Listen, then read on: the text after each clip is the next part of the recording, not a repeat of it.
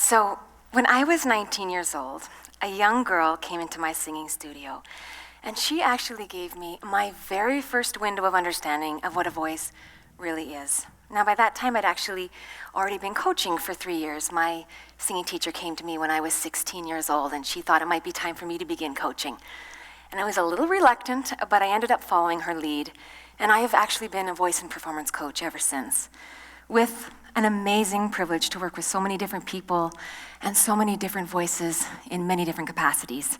So at first I just worked with recreational singers, and then as my career advanced, I started to work with individuals, more professionals, to help them prepare for stage performances, in-studio recordings, tours, as well as big on-camera performances. But my career evolved a little bit to work not just with artists, but also with professionals to help them when they're delivering something, to sort of take their game from this level up to this level. And I love also working with people to rehabilitate their voices. So when somebody has lost their voice or it has been compromised in some way, to help bring it back. But back then, when I was 19 and this little girl came in, she had a beautiful little voice, but it was little, meaning she was so quiet and so shy. But I knew it was nothing we couldn't fix with a few really great exercises, the usual vocal cord adduction exercises and good strong physical presence, a nice proper use of air. But no matter what exercises I gave this young girl, and I gave the same ones to countless others, and they had always worked. But this young girl always ended up standing, singing, and speaking in a way that was very quiet, extremely timid. And because I had such different results with other singers, I decided I might take a different approach. So instead of addressing what was missing in her voice, which was what I was doing, I decided I would just stand back and listen and allow.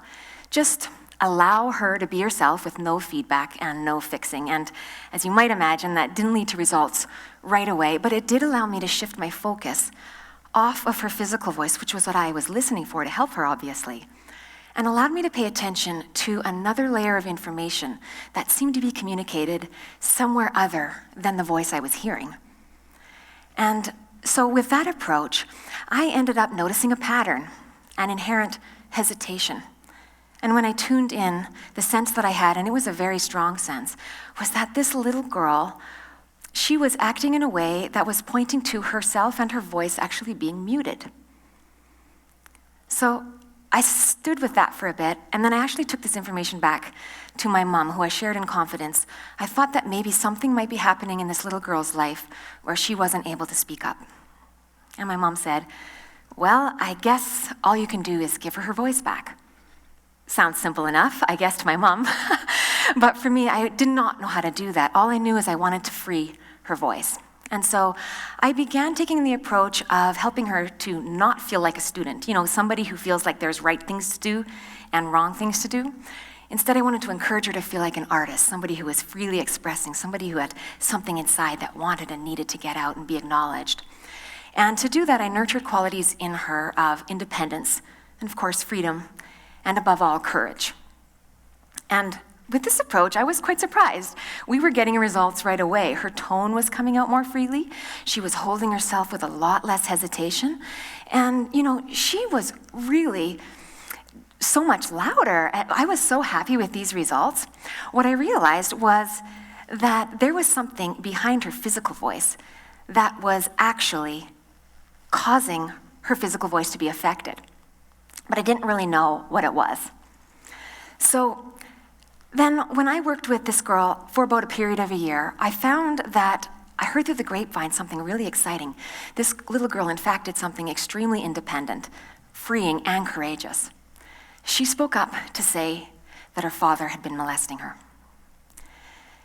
That was big for me. In that moment, it was a moment of realization and proof that our voice, the one that we believe to be living here in our larynx, that physical voice that we sing, speak, and express ourselves with, is so much more. And I've come to know the voice so intimately when I get to work with people to bring their voices back. Sometimes a voice is lost because of a physical reason, overuse, misuse, illness, or injury. In that case, I've come to understand the physical voice, where it really has certain things that it requires to build it up, to restore it, and to optimize it. And sometimes, like this little girl and countless others of individuals who have come into my studio, their real voice is the one that is being affected.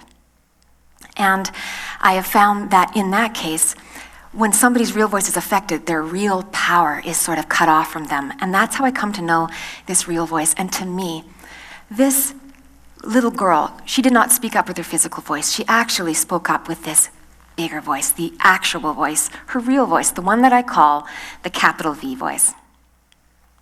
And it is this voice that is so powerful beyond belief. In fact, whether you're a speaker or a singer, you could be a trailblazer, a professional, a parent, a friend, it doesn't matter who you are or what you do. This voice that I'm talking about that doesn't have a physical side to it may just be the most powerful thing that we have to access your greatness, to live your purpose, and to get what's inside of you out and make your most impact in the world.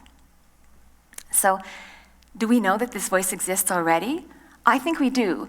When we are when we see somebody in a silent protest, when people are coming together to create one unified voice that comes to share with no words and no sounds at all and no physical voice, this is the voice that I'm talking about. It's the same one that I believe the most influential speakers and leaders have spoken about in history to help protect, empower, acknowledge, and reclaim when they talk about the voice of a nation, the voice of a people who have been neglected, underserved, and underheard.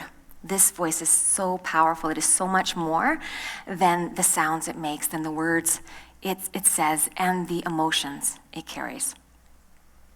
That being said, your physical voice is a very powerful communication tool. In fact, you may have seen this stat, that your communication is actually made up of 55% body language, 38% words, which are carried by the voice, and 7% voice. Now, for me, these three things are not your communication. They are simply the vehicles for your communication. And the physical vehicle itself is obviously made up of physical factors. In fact, there are three main parts to vocal production. We need a power source. So that's our lungs, which supply air required for phonation. We also need something to vibrate, so we've got our vocal cords right here in our voice box. And then we need a resonator, so that's our nose, our sinuses, our mouth, our throat. And all of these things come together to create a sound, kind of like a guitar. If you think of a guitar string, they're very much like the vocal cords that somebody speaks with, but they require a power source, somebody to pluck them. And they also require a resonating source. So they require a body, which allows that sound to be shared.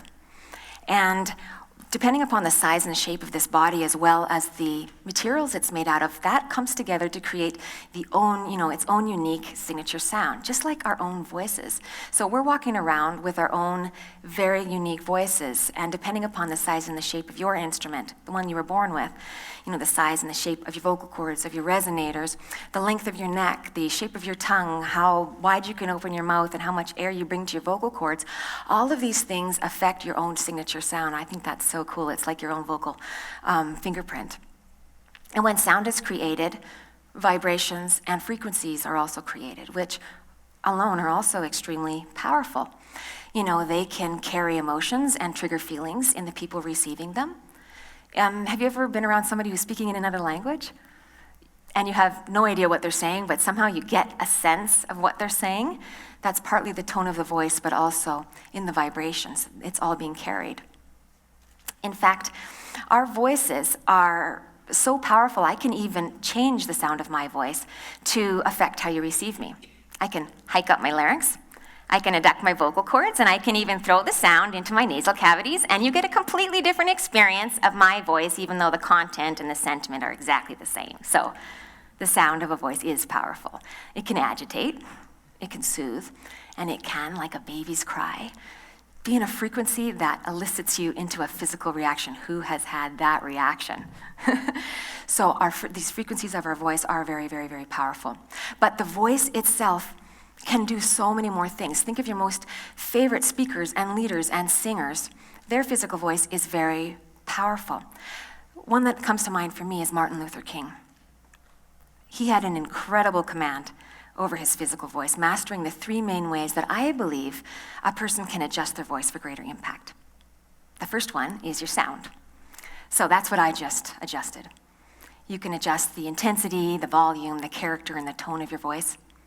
The second one is the spacing, the speed at which you speak, the pattern you use your voice, the lilt and the melody, as well as the pacing you use.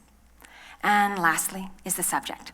So that's your content, your messages, your words, as well as the intent and the authenticity that drives these messages. But Martin Luther King's physical voice was only one reason why he was so compelling. His messages were so powerful and his reach was so wide because he was actually able to access this bigger voice that I'm talking about, the one that holds all of his greatness and his truth and his hisness that only he has access to.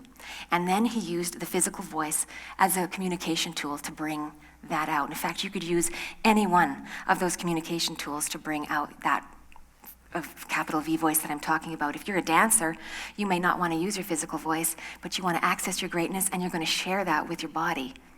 If you are an artist, you might access this capital V voice, this bigger voice that I'm talking about, by creating amazing works of art. And as a speaker and a singer and a leader, you're probably going to be accessing this voice and using the vehicle of your physical voice. Now, your favorite singers can do this. In fact, when I was around Pharrell, I heard him say something that I thought was really, really interesting. When he was asked why he didn't take action on a singer who was incredible. They were incredibly technically adept, and they were able to emote. I think those 2 things together are incredible.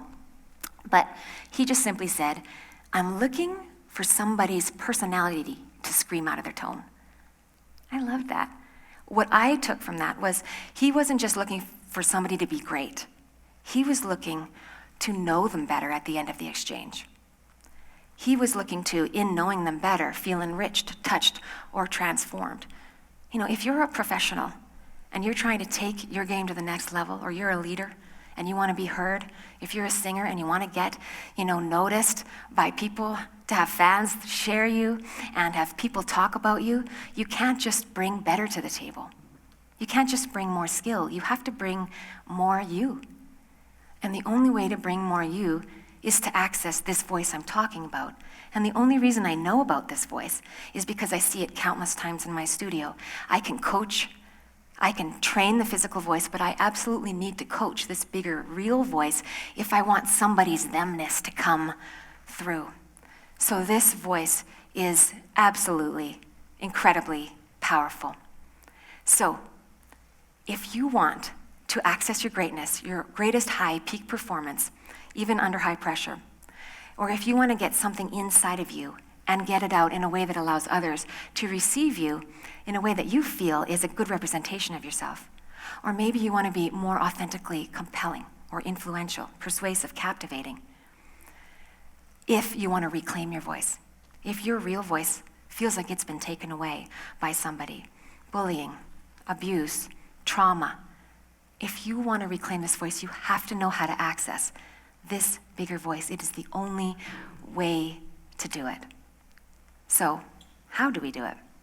Well, one of the first things that we can do is find it. So, in order to find your voice, one thing that you can do is stop talking. Your real voice. If you want to find your real voice, stop talking. And you might be one of those amazing people who just feels a silent sense of power and a real sense of knowingness. If you go there, you are accessing your capital V voice. But if not, you're probably hearing little thoughts inside of your head, little whispers in the form of words. They might be positive, they might be negative. This is your inner voice, not to be confused with the voice I'm talking about. The voice I'm talking about is so much more powerful, and you can't hear it. In fact, the only way that I've come to be able to describe where this voice lives is it lives somewhere before your thoughts and your words. And how do you access that? Well, the last time you felt a spark of inspiration, where did that live? Before it became thoughts and words and ideas. What about when your motivation was fueled and ignited? Or how about when something beautiful, you witnessed something beautiful, and it took your breath away. To me, this is the space that great athletes go to get their best performance, that great artists go to create works of art beyond their capacity, where great singers and speakers go to give you something, like Pharrell said, that is more than just great. This capital V voice is worth protecting, and if you are in the spot in your life where you want to reclaim your voice, or you want to help somebody reclaim their voice, please know that while you may decide to use your physical voice, it alone cannot free you. You absolutely need to be able to access this bigger voice. Not so long ago, a woman came in, and she was working with me, and she had no voice at all. It was completely gone over several months. Her ENT reports, her scope showed no vocal pathology, no redness, no edema, no swelling, no vocal cord issues, no polyps, nodules, vocal cord oscillations working right, no physical reason at all for her voice not to be functioning. And yet, it wasn't. And when she spoke, she had this sense of like a gasp, and I really felt that trauma must be the result of this physical voice loss. And sure enough, this woman had been raped and was about to testify in court, where she really needed to access her power and use her physical voice to speak up. When you work with a voice in this capacity, you begin to know that your voice is not this physical thing that you speak with. It is something bigger that we all have access to. No matter who you are, we all have access to this voice. It is so much more than we might think it is. In fact, if you are reminded of who you are and what you aspire to be, you are in the place of this capital V. Go here as long as you can. So, to find this voice, simply go before the thoughts and the words. If you want to free your voice, then start by nurturing qualities in yourself or in others that you're leading, coaching, working with, appealing to, that help free and liberate the real voice. You can start with independence, freedom, and above all, courage. And know, always, that your real voice can never be taken away. Your greatness is never shaken. It cannot be taken. In fact, it is always there for you to access, just like it was for that little girl who came into my studio when I was 19 years old. And she gave me my very first window of understanding of what a voice really is. And maybe she also has just given you yours, because your voice is so much more. Thank you.